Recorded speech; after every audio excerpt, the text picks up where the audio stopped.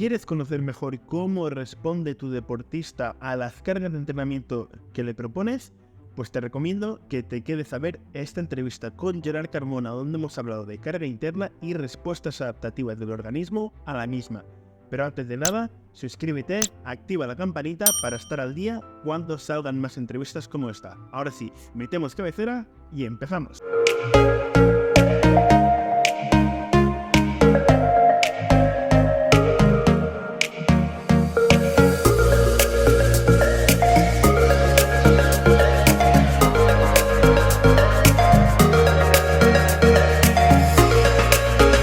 Bien, pues ya estamos aquí. Tenemos el honor de tener hoy en el podcast de Rendurance a Gerard Carmona.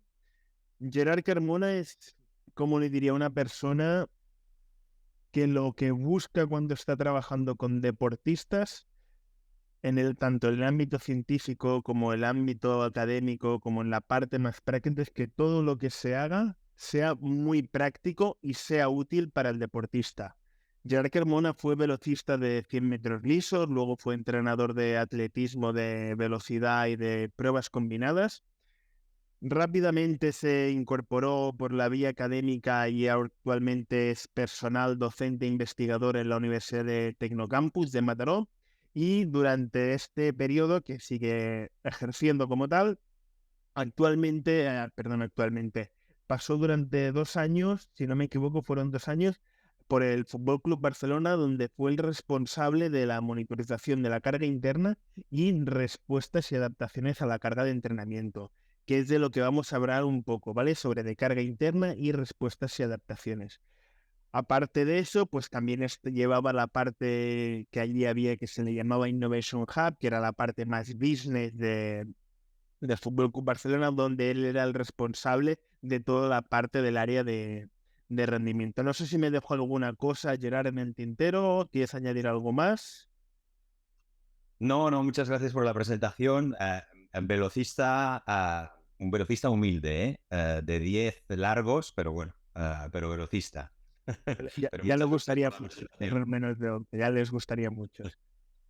Bien, vamos a ir al grano porque son entrevistas cortitas para que podáis sacar cosas prácticas. Y lo primero, Gerard, es entender qué es la carga de entrenamiento, porque vamos a hablar de carga interna, respuestas, biomarcadores, pero tenemos que poner un poco la situación en contexto, es qué es la carga de entrenamiento. Yo empiezo a entrenar, me pasan unas cosas, yo uso un programa para controlarme y me da un numerito que me dice que es la carga. ¿Qué es eso? ¿Qué es la carga? Sí, la carga al final es un input que tú metes en el organismo, un conjunto de estresores fisiológicos, biomecánicos y psicológicos que inducen una respuesta adaptativa en el organismo, una respuesta a corto plazo y a largo plazo. Por lo tanto, la carga, este conjunto de estresores, nosotros la podemos manipular de forma que tratemos de obtener unas adaptaciones deseadas para llevar al deportista pues, a un rendimiento óptimo. Así es, Va- creo que esta sería una definición relativamente sencilla del fenómeno de la carga en el contexto del entrenamiento deportivo. Vale, entonces nosotros lo que buscaríamos es entrenar. Vamos a suponer que si nosotros entrenamos, le damos ese input, el deportista le vamos a generar una fatiga y cuando se recupere de esa fatiga va a hacer que esté mejor que antes. Sí, Esto sí, a nivel teórico parece sencillo. Explícanos sí. un poco las complicaciones, porque no creo que sea tan sencillo. Sí, no es tan sencillo porque a veces, bueno, ya has metido la palabra fatiga por ahí y el concepto de fatiga, que es un concepto extremadamente complejo. La carga no tiene por qué inducir una fatiga o por lo menos una fatiga que llegue a ser percibida como tal por el deportista. Puede ser una carga de recuperación, es decir, que produzca una serie de procesos adaptativos muy por debajo o muy cerca, más bien dicho, del umbral homeostático, es decir, que no produzca una gran disrupción de la homeostasis, o por el contrario puede ser, sí, una carga de una magnitud muy importante que produzca una disrupción muy grande de este umbral homeostático. Además, la carga la podemos caracterizar como externa e interna. La carga externa, ¿qué es? Pues es todo aquello que podemos medir de forma objetiva que realiza el deportista. Si nos vamos a un deporte individual como el que venía yo, el atletismo, que venía de disciplinas de velocidad, en las que, como has dicho antes, estuve trabajando. Pues si el deportista realiza series de 400 metros, el velocista, pues podríamos decir que la carga externa son el conjunto de metros que ha recorrido al final de esa sesión. Así una aproximación muy simple a la carga externa. Si nos vamos a un deporte de equipo, donde coincidimos en el Fútbol Club Barcelona, tú llevabas todo el control de la carga externa de los diferentes equipos y supervisabas, y con el denominado de una forma simple GPS, el EPTS, el GPS más el acelerómetro, tenías de forma objetiva qué es todo lo que había realizado el deportista, en este caso el futbolista, por ejemplo, en un determinado entrenamiento. Cuántos metros había recorrido, a qué intensidad los había recorrido, cuántas aceleraciones por encima de 3 metros por segundo al cuadrado había realizado, cuántas deceleraciones, es decir, todo aquello que de forma objetiva hemos podido medir y que tiene que ver con lo que ha realizado el deportista mientras estaba realizando una determinada actividad. Y la carga interna la definiríamos como la respuesta que da el organismo mientras la carga externa se está imponiendo. Es decir, mientras el deportista está entrenando o está compitiendo, porque por supuesto la competición también impone una gran cantidad de carga. Por lo tanto, tendríamos estas dos caras de la carga, por supuesto, absolutamente complementarias, de qué es lo que realiza el deportista y cómo responde su organismo a esa carga externa mientras ésta se está imponiendo. Ahora en los deportes de resistencia, especialmente en el ciclismo, ya es muy común ver a los ciclistas usar un potenciómetro. A día de hoy, que yo conozca, es el único indicador de carga externa que tenemos en el ciclismo. Como medidor de fuerza, como tal, tenemos el medidor de cadencia, el velocímetro, pero como indicador de la fuerza aplicada que está ejerciendo el deportista, lo único que tenemos es el potenciómetro. Ya hablaremos en un episodio aparte, ya hablaremos de este tema, pero en el otro caso tenemos la carga interna del ciclismo, que de momento aquí sí que cada vez se pretenden usar más herramientas, pero el denominador común en los deportes de resistencia como medidor de carga interna, entiendo que es la frecuencia cardíaca. Sí, sí, sí. Por supuesto, de hecho, la carga interna presenta muchas limitaciones actualmente con la tecnología que tenemos. Mm, Podemos medirla a partir de la percepción subjetiva del esfuerzo, a partir de las escalas de RPE. La podemos medir a partir de la frecuencia cardíaca, el trim cardíaco y diferentes zonas de intensidad. Y la podríamos medir también a partir de pues el lactato, podría ser otra opción. Y también podríamos llegarla a medir a partir del consumo de oxígeno, aunque, claro, es realmente difícil de medir en un contexto de campo, así en un contexto de laboratorio, pero en el campo es prácticamente imposible. Mira, la percepción del esfuerzo, a la frecuencia cardíaca y el lactato sí que son relativamente sencillos de obtener. Debo decir que el tema de la percepción del esfuerzo, porque a veces hay cierta confusión, porque dicen, oye, pero la percepción del esfuerzo se pregunta de 20 a 30 minutos después de la sesión de entrenamiento o de la competición, por lo tanto ya no se le está imponiendo una carga externa al deportista. Ya, pero estamos apelando a una memoria a relativo corto plazo, a medio término,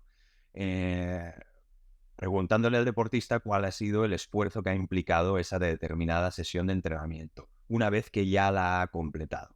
Y también la percepción del esfuerzo nos podría servir para proponer una determinada intensidad en una determinada tarea. Es decir, puede ser algo tan sencillo como realiza carrera continua, llegando a una percepción de esfuerzo de entre 4 y 5 en una escala de 10. Entonces estoy ya prescribiendo qué es lo que quiero que realice a nivel de carga externa a partir de unos niveles de carga interna. Nosotros, seguramente a muchos entrenadores de ciclismo les pasa que cuando empieza con un deportista nuevo que empieza con un entrenador que no ha entrenado nunca, lo que sucede es, le preguntas, vale, ¿tú qué tienes? ¿Con qué te controlas los entrenos? ¿Con qué te los monitorizas? No, yo no llevo nada, pero ni pulsómetro, no, nada. Entonces, hay un proceso pedagógico. Primero, no tienes nada, bueno, yo te recomendaré, en mi caso, ya lo he hecho con algún deportista, ¿vale? Tú y yo no empezamos hoy, empezamos de aquí a un mes, y lo que me ibas a pagar este mes, cómprate una cinta de frecuencia cardíaca. A eso lo he hecho con alguno porque al final tiene mucho sentido. Al final, si no, te vas todo el rato con el dedillo y tienes que saber realmente lo que le está sucediendo. Y la otra parte es la parte pedagógica de explicarle esto de la percepción del esfuerzo. Aquí tengo una pregunta y siempre la he tenido, tanto cuando estaba en el Fútbol Club Barcelona y ahora con los ciclistas me pasa igual, la percepción del esfuerzo. Y yo veo dos partes en esta percepción del esfuerzo. Y con el ejemplo que has dado me va genial, porque tú le puedes pedir a un deportista, haz una serie o haz un entrenamiento. Tú has hablado de un entrenamiento donde tu percepción sea 4/10, ¿vale? Pero ahora yo voy a otro tema. Es decir, tú puedes tener una percepción final del entreno que sea un 4/10, pero tú puedes prescribir unas series que no sean este 4/10. Entonces, puede ser que haya esa percepción del esfuerzo de la serie o de la repetición que tú estés haciendo y una percepción del esfuerzo total de la sesión. Explícanos un poco este matiz. Sí, sí, sí. Tú puedes utilizar la percepción del esfuerzo para prescribir una determinada tarea dentro de una sesión de entrenamiento. Es decir, el ejemplo que poníamos antes de carrera continua a un nivel de percepción de esfuerzo 4 o 5.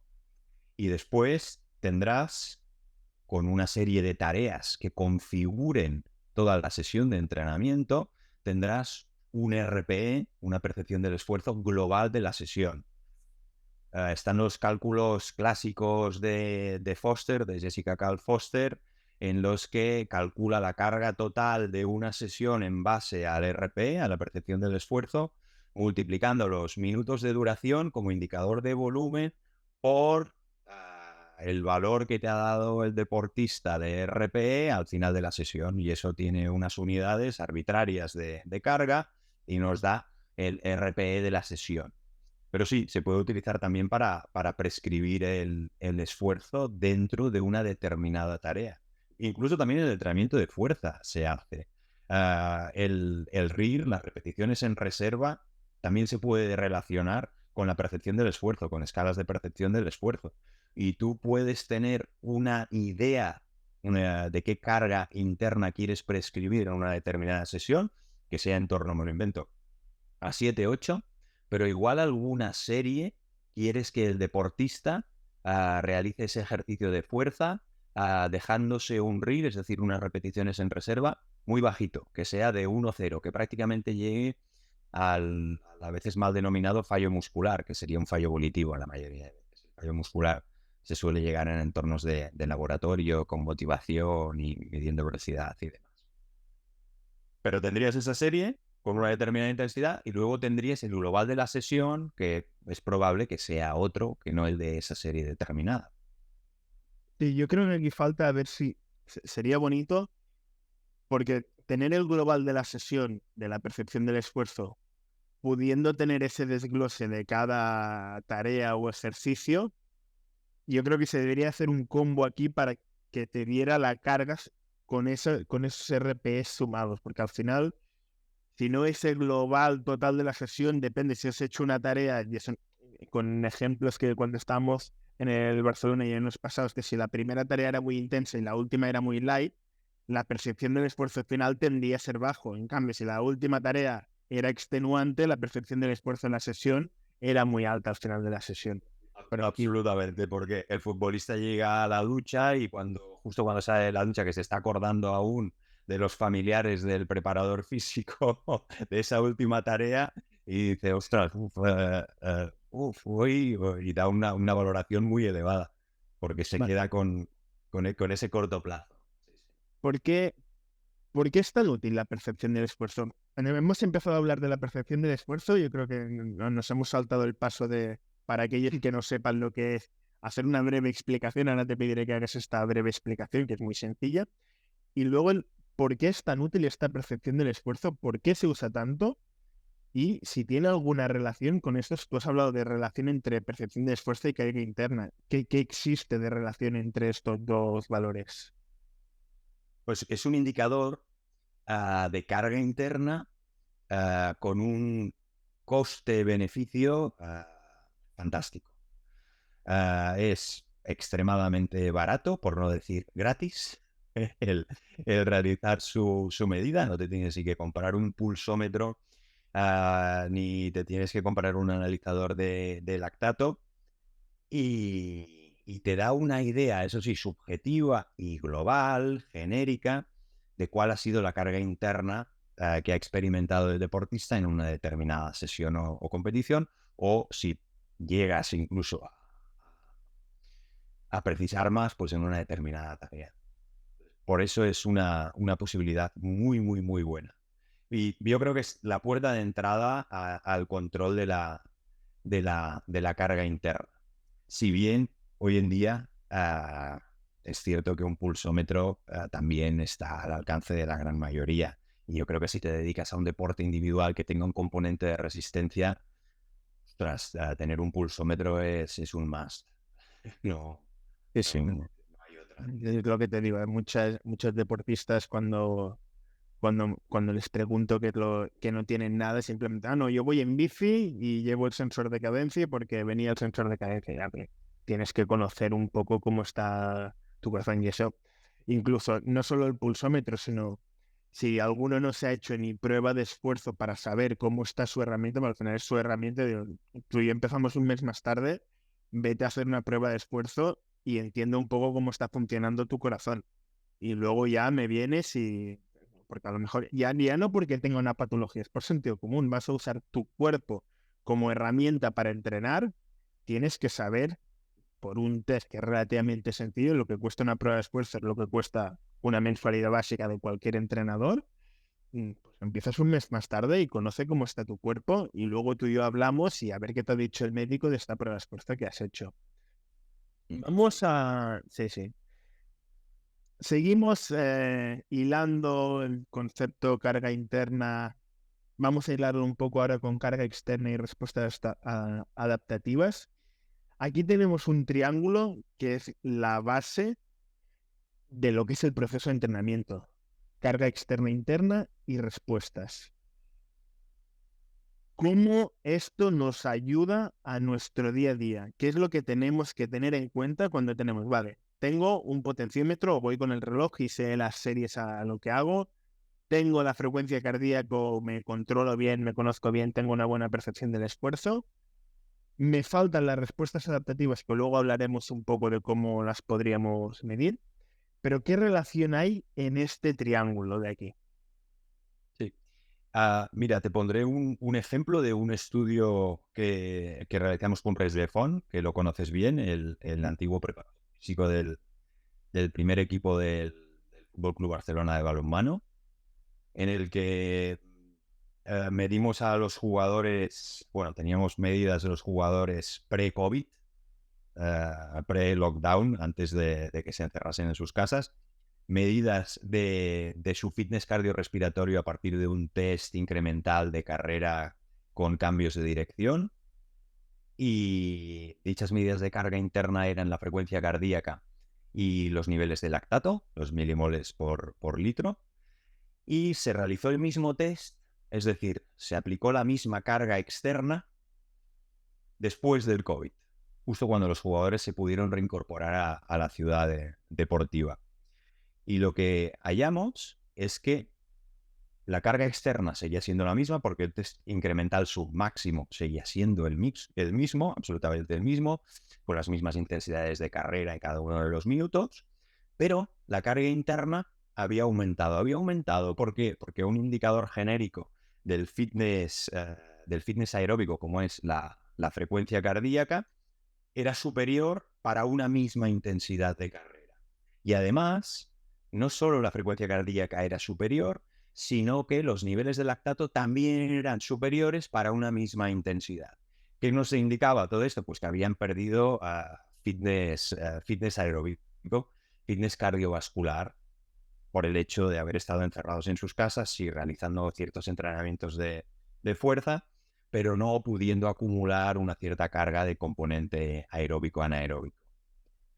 ¿Qué quiero decir con esto? Pues que una misma carga externa, una sesión que tenga una carga externa muy similar o la misma, puede inducir una carga interna diferente.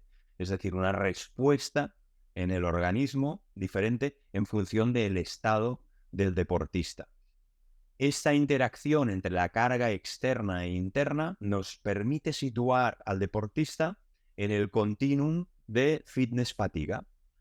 Este continuum de fitness-fatiga vendría compuesto pues, por la carga externa, donde puedes decir si esa carga externa, así muy a grosso modo, es elevada o es baja, y la carga interna, donde puedes decir lo mismo, si esa carga interna es elevada o es baja.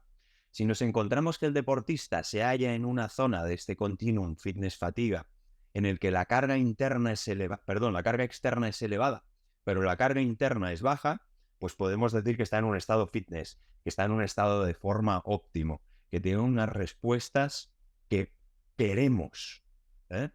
En cambio, si encontramos que la carga externa es baja, pero la carga interna es relativamente elevada, eso quiere decir que el deportista está en un estado de fatiga, por lo que sea, porque no ha recuperado bien de una sesión anterior, porque viene en un proceso de bajada en maladaptación. No hablaría de sobreentrenamiento porque es algo que yo raramente he visto, pero sí procesos de fatiga.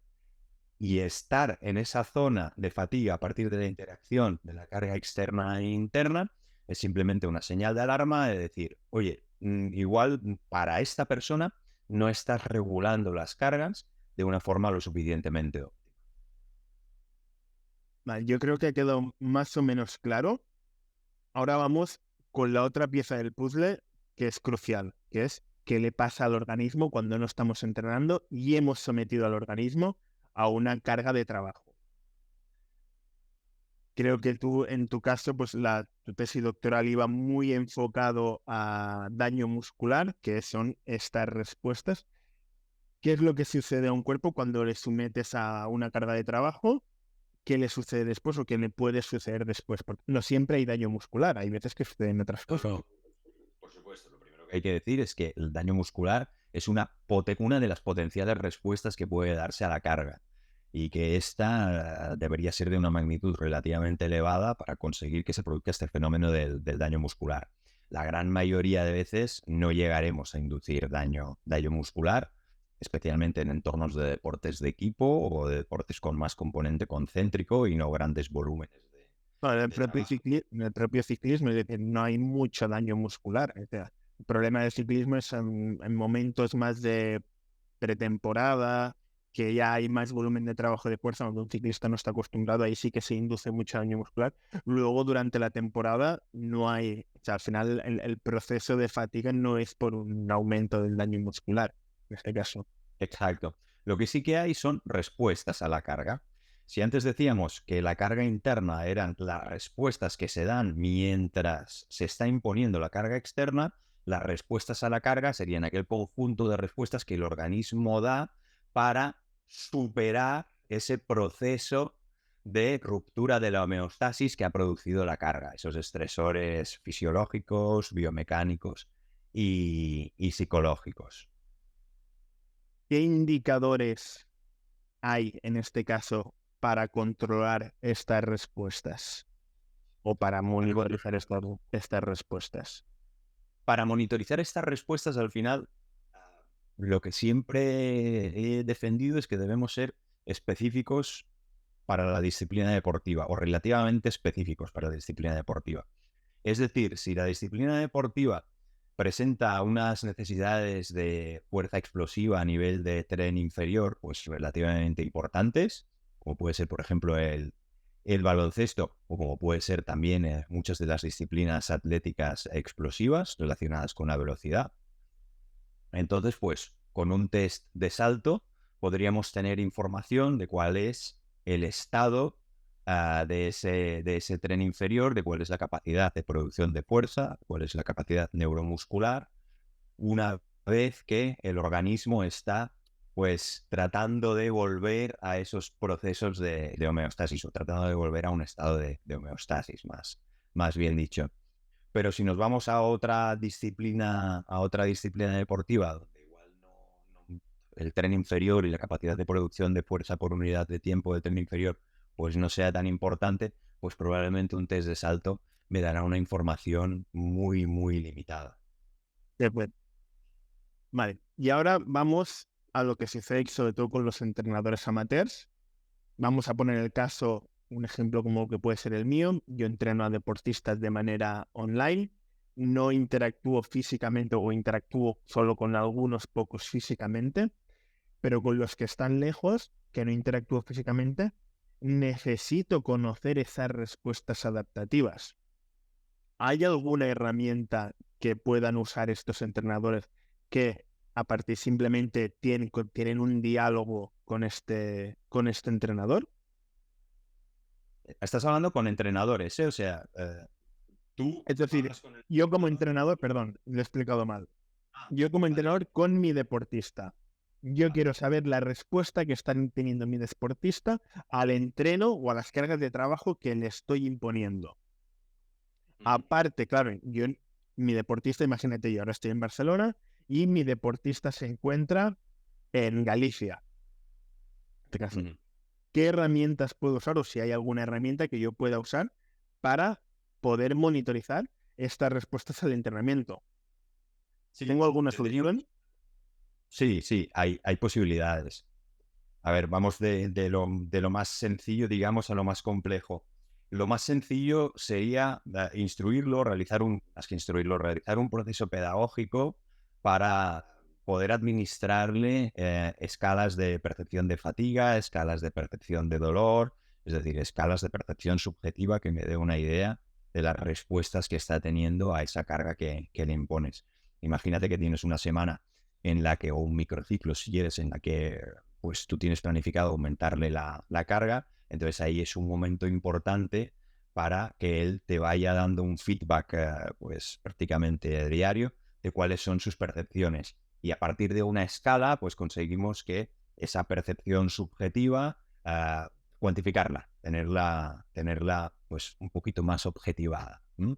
O validada internamente respecto al deportista.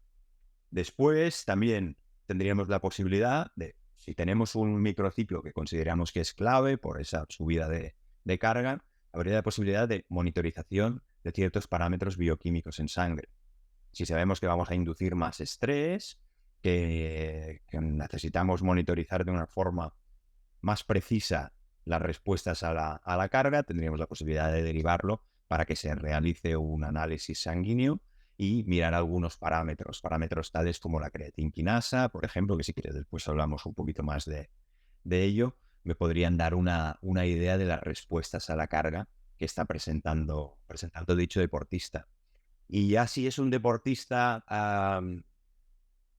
pues muy echado para adelante, con cierta habilidad y rigor para la medida, pues oye, ¿por qué no? Tendríamos la posibilidad de, mediante el móvil, aplicaciones con móvil, para poder medir el salto en cada uno de esos días y ver cómo está el tren inferior, cómo se va recuperando o cómo se ve afectado a partir simplemente de la altura de salto. Eso hoy en día es relativamente sencillo de realizar. Que sea sencillo no quiere decir que no tenga que ser muy riguroso. Por eso decía que tiene que ser un deportista pues echado para adelante y con con un cierto rigor a la hora de realizar las medidas. Porque si no, si la medida no es fiable, por culpa del medidor, pues de poco te servirá esa información que te vaya pasando el deportista. Sí que tengo, yo de momento solo tengo un caso de un deportista que está fuera de Cataluña.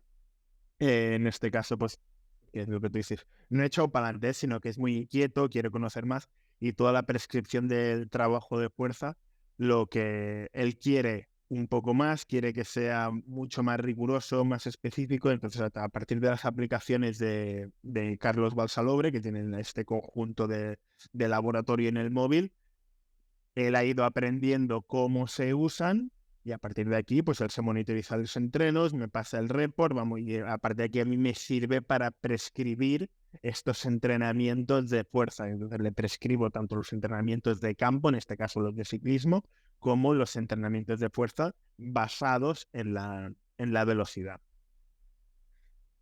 Pues Vale. perfecto. O sea, ese ya es el ejemplo ideal. Eso, para eso te encuentras uno cada 30 deportistas que son capaces de usar estas herramientas. Vale, vamos a hablar ya de temas más técnicos, por llamarlo de algún modo, pero ya vamos a hablar de biomarcadores y a partir de aquí tú has hablado de la creatina quinasa, es un indicador de daño muscular. Pero dinos, ¿qué es la creatina quinasa y por qué se relaciona con este daño muscular? La creatina quinasa o fosfocreatinquinasa al final no es más que una enzima que cataliza el proceso de obtención de energía a partir de los fosfágenos altos en energía. La fosfocreatina y esa reacción de obtención de energía también a partir del ATP endógeno. Entonces, ¿qué sucede? Que la creatinquinasa principalmente está dentro de la célula muscular, bueno, esa célula multinucleada que es la fibra muscular, y cuando nos aparece en sangre a unos ciertos niveles, pues podemos sospechar que, especialmente si es una persona que entrena, que realiza ejercicio, pues que se ha producido un cierto nivel de daño muscular. Pero la creatinquinasa está de forma ubicua en el cerebro, en el corazón y en otros órganos. De forma que esas elevaciones séricas de la creatinquinasa no tienen por qué provenir solo, única y exclusivamente del músculo, sino que también pueden ser indicadoras de estrés en otras zonas. De hecho, hay isoenzimas más bien dicho, de la creatinquinasa. Tenemos la CKBB, que es exclusiva del cerebro y que en estudios se han encontrado elevaciones en boxeadores después de un combate. O está la creatina quinasa MB de Myocardial Band, que se encuentra principalmente en el corazón y cuya elevación antiguamente se relacionaba con infarto de miocardio. Y después tendríamos la CKMM, que es la que sí que es pura del músculo esquelético. Pero vamos, es un indicador genérico, no específico, que relacionado con la carga, especialmente con la carga de fuerza o con trabajos muy extensivos, con mucho volumen, nos da una idea de que puede haber un cierto daño muscular. Incluso con disciplinas de ciclismo en pista, donde los esfuerzos son mucho más explosivos. Realmente cuando se habla de ciclismo, todo el mundo lo relaciona con ciclismo de ruta, pero luego están las pruebas de mountain bike que duran 1 hora y vas 1 hora a intensidad de carga interna de 1 o 2 mic, vas todo el rato así. Y después está las pruebas que hemos dicho de ciclismo en pista, donde es súper, súper explosivo. Las piernas de un ciclismo en pista son auténticos tanques. No sé si has visto alguna, pero son auténticos tanques. Sí.